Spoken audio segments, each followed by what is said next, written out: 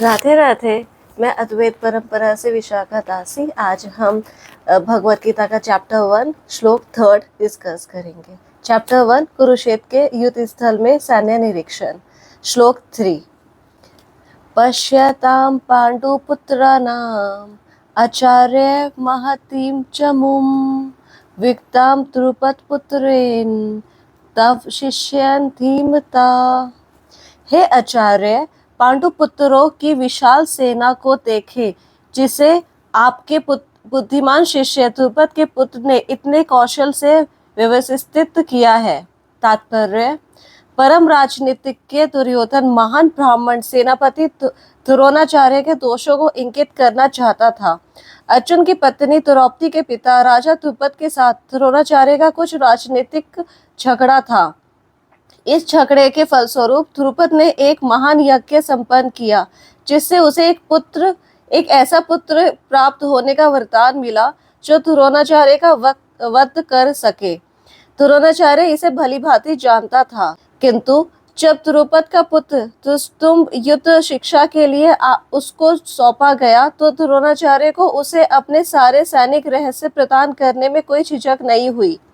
अब धृतराष्ट्र कुरुक्षेत्र की युद्ध भूमि में पांडवों का पक्ष ले रहा था और उसने द्रोणाचार्य से जो कला सीखी थी, उसी के आधार पर उसने ये व्यूह रचना की थी।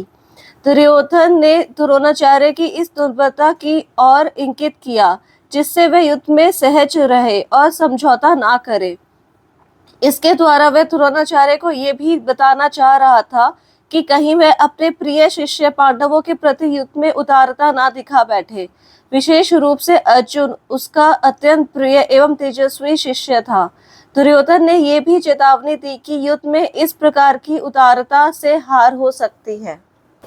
यहाँ पे हमें ये बताया जा रहा है कि दुर्योधन जब अपने गुरु द्रोणाचार्य के पास गया और उसने अपोजिट आर्मी के बारे में बताया, तो वो अपने गुरु को टॉन्ट मारने लगा कि जो आपका शिष्य है धृतराष्ट्र, उसने एक व्यूह रचना करी है, जो भी सेना की पोजीशनिंग होती है आर्मी में युद्ध के टाइम पे, कि देखो कितनी स्ट्रॉन्ग करी है। तो इसकी एक कथा आती है, जैसे कि जब द्रोणाचार्य और द्रुपद महाराज, जो द्रौपदी के फादर है, वो एक ही गुरुकुल में पढ़ते थे और चाइल्डहुड फ्रेंड्स थे, स्कूल फ्रेंड्स थे। तो वो बहुत अच्छे मित्र थे उस टाइम पे, एक साथ पढ़ते थे, एक साथ खेलते थे, एक साथ सोते थे, एक साथ खाते थे। तो बहुत अच्छे फ्रेंडशिप थी उनके बीच में। फिर वो पास आउट हो गए। तो जो द्रुपद है, वो प्रिंस थे, वो अपने राज्य में चले गए और उसके बाद उन्होंने इवेंचुअली राजा बन गए वो। और जो द्रोणाचार्य थे, वो एक गरीब ब्राह्मण की फैमिली से बिलोंग करते थे। वो भिक्षा मांग के अपना गुजारा करते थे। तो एक बार द्रोणाचार्य की वाइफ ने बोला कि आपके जो फ्रेंड है वो राजा है, और एक बार आप जाओ और वो आपसे मिलेंगे और आपको कुछ दे देंगे, आपकी ये दशा देखकर आपकी कुछ हेल्प हो जाएगी। तो द्रोणाचार्य ने बोला अच्छा ठीक है, मैं जाता हूँ। तो द्रुपद का राज्य सभा हो रही थी और वहां पे जैसे पब्लिक आती है और अपनी कुछ प्रॉब्लम्स बताती है और राजा सुन रहा होता है असेंबली में, वैसा कुछ हो रहा था। तो जब द्रोणाचार्य का नंबर आया तो उन्होंने बोला कि द्रुपद, मैं तुम्हारा चाइल्डहुड फ्रेंड हूँ, याद है तुम्हें? हम एक ही गुरुकुल में पढ़ते थे और हम कितने अच्छे मित्र थे उस टाइम पे। जो द्रुपद था वो राजा बन चुका था और उसके अंदर प्राइड आ गई थी, घमंड आ गया था अपने ऐश्वर्य का, अपने राजा होने का। तो उसको थोड़ा एम्बैरेसिंग फील हुआ कि इतनी पब्लिक है और सारे मेरे मिनिस्टर्स बैठे और एक गरीब सा आदमी आकर मेरे से कह रहा है कि मैं तुम्हारा फ्रेंड हूँ, जबकि मेरे फ्रेंड तो इतने बड़े बड़े राजा महाराजा हैं। तो उसको थोड़ा अजीब सा लगा। तो उसने बोला नहीं नहीं, मैं आपको नहीं जानता, मैंने आपको नहीं पहचाना, आप जाओ यहाँ से। तो द्रोणाचार्य ने बोला कि अरे, याद नहीं है आपको कि हम एक ही साथ खेलते थे, एक ही साथ बैठते थे, एक ही साथ खाते थे, एक ही हम क्लास में थे, हमारा गुरुकुल में हम एक ही साथ रहते थे, हम कितने अच्छे फ्रेंड्स थे।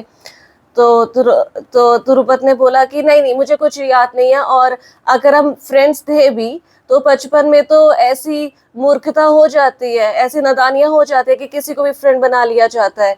और ऐसा थोड़ी ना है कि हम बड़े हो गए। अब तुम्हें भी पता होना चाहिए, तुम एक गरीब ब्राह्मण हो, मैं एक राजा हूँ, हमारी फ्रेंडशिप कैसे हो सकती है? कोई स्टेटस ही हमारा मैच नहीं कर रहा। तो अब जाओ यहाँ से। द्रोणाचार्य वहां से चले गए, मगर उनको बहुत इंसल्टेड फील हुआ।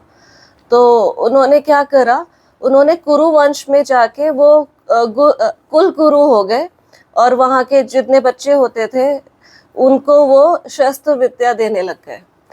तो जैसे कौरव्स थे और पांडव्स थे उनको वो शस्त्र विद्या देते थे। तो जब वो उनकी जब पूरी एजुकेशन कंप्लीट हुई तो गुरु दक्षिणा जब देते हैं तो अर्जुन ने पूछा अपने गुरु से कि आपको क्या चाहिए गुरु दक्षिणा में। तो उन्होंने बोला कि मुझे बस एक काम कर दो, वहाँ एक द्रुपद राजा है और उसको मेरे सामने ले आओ। तो Arjun was a great warrior, उसके जैसा शक्तिशाली कोई योद्धा नहीं था उस टाइम पे। उसके जैसा एक कहते हैं कि इम्पॉसिबल था अर्जुन को हराना। जब शिव जी ने सुना था कि एक मृत्यु लोक पे ऐसा कोई योद्धा है अर्जुन नाम का और उसको वो मतलब बहुत पावरफुल योद्धा है, तो वो आए थे वेश बदल के और उन्होंने फाइट करी थी अर्जुन के साथ और अर्जुन ने शिव जी को भी हरा दिया था। तो उससे प्रसन्न होकर उन्होंने उसको वेपन भी अपना एक दिया था। फिर एक बार इंद्र ने सुना कि ऐसा कोई इतना अच्छा वॉरियर है तो वो आए, इंद्र भी आए थे और इंद्र को भी हरा दिया था अर्जुन ने। फिर इंद्र ने भी अपना एक वेपन उनको दिया था। तो उस टाइम पे अर्जुन को हराना वॉज इम्पॉसिबल। अर्जुन गया, द्रुपद की सेना से लड़ा, उसको हराया, द्रुपद को रस्सी से बांधा, अपने रथ में डाला और अपने गुरु के पास लाके उनके चरणों में रख दिया कि लो आपने ये बोला था मैं इसको ले आया हूँ, अब आगे आज्ञा दो। तो जब ये द्रुपद ने देखा कि अर्जुन कितना महान योद्धा है, इसने अकेले ने मेरी पूरी सेना को हरा दिया, मुझे बंदी बना के यहाँ पे ले आया, और अगर ये द्रोण इसको बोल दे कि इसको मार दो, ये तो मुझे मार देगा। तो द्रुपद ने बोला, अरे ध्रुवन मुझे याद आ गया, हम तो चाइल्डहुड फ्रेंड्स थे, हम तो बचपन के मित्र हैं, हम तो एक ही साथ गुरुकुल में पढ़े थे वो आई एम सॉरी, क्योंकि राजा बनने के बाद ना थोड़ा होता है ना, हम ऑक्यूपाई हो जाते हैं अपने अफेयर्स में, इन सब में, पॉलिटिकल अफेयर्स वगैरह में, तो नहीं याद रह पाता, प्लस मेरे अंदर थोड़ा घमंड भी आ गया था, तो सॉरी उसके लिए, मगर मुझे याद आ गया हम तो फ्रेंड्स थे। तो द्रुपद ने बोला और मुझे माफ कर दो। तो द्रोणाचार्य ने बोला कि ठीक है, बस मैं यही चाहता था कि तुम्हें याद आ जाए कि हम फ्रेंड्स थे, बाकी मुझे तुम्हारे से कुछ नहीं चाहिए, तुम जाओ, मैंने तुम्हें माफ कर दिया, जाओ तुम। तो द्रुपद चला गया, मगर द्रुपद को बहुत इंसल्टेड फील हुआ था कि मेरे साथ क्या हुआ। तो उसने एक यज्ञ करा और यज्ञ में उसने मांगा कि मुझे एक पुत्र हो और एक पुत्री हो, एक पुत्री हो मुझे और उसकी शादी अर्जुन से हो, क्योंकि अर्जुन बहुत बड़ा वॉरियर है, तो मैं चाहता हूँ मेरी पुत्री की शादी अर्जुन से हो, और मेरा एक पुत्र हो जो मैं चाहता हूँ कि वो द्रोणाचार्य को मार दे।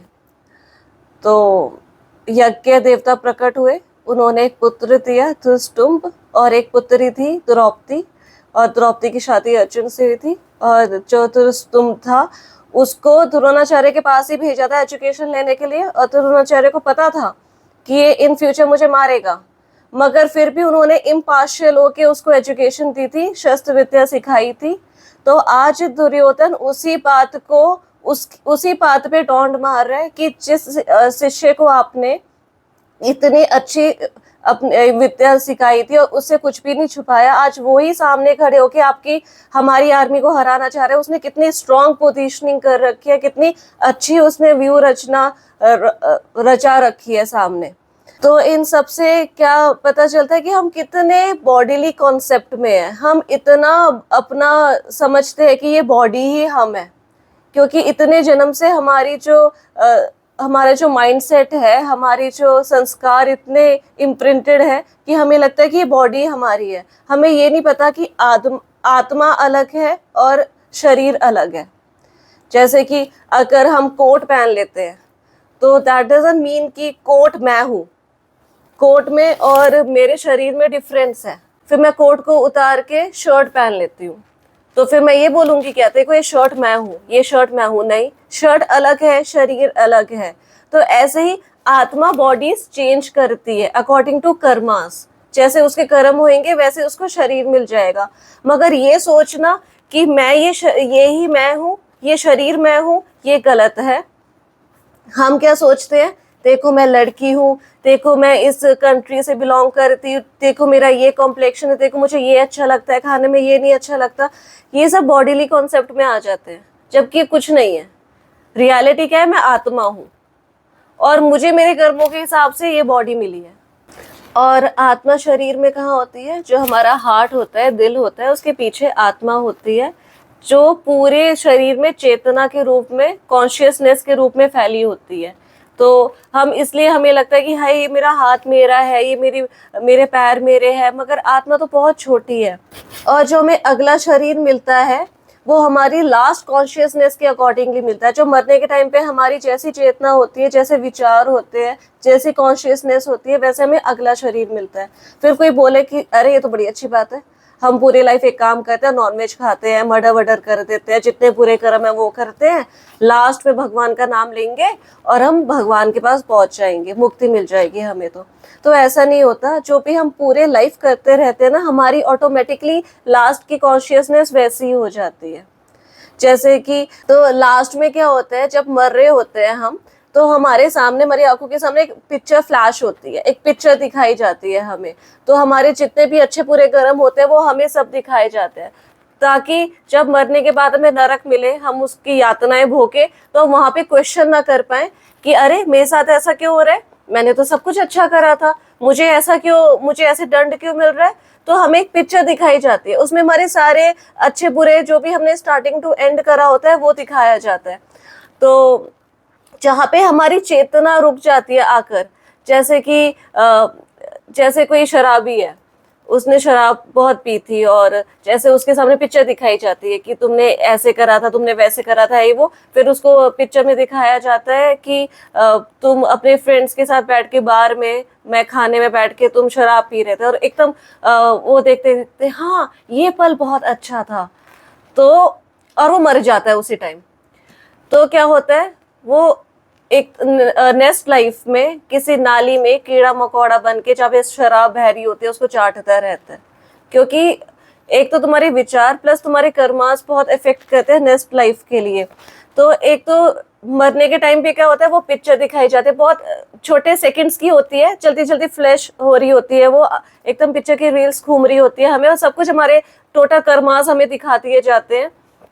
दूसरा क्या हो रहा होता है कि हमें ये लग रहा होता है, हाय पूरी लाइफ जिस फैमिली को मैंने बनाने में इतनी मेहनत करी, मैंने अपने फ्रेंड्स बनाने में इतनी मेहनत करी, मेरी सोसाइटी में मैंने अपनी एक पोजीशन बनाने की इतनी कोशिश करी पूरी लाइफ, और बनाई मैंने, और प्लस मैंने इतना मनी, मैं पूरे दिन रात मेहनत करता रहा, इतना मैंने वेल्थ ऑक्यूपाई करा अपना, मुझे सब कुछ छोड़ना पड़ेगा, सब जीरो बटा जीरो हो गया यहाँ पे।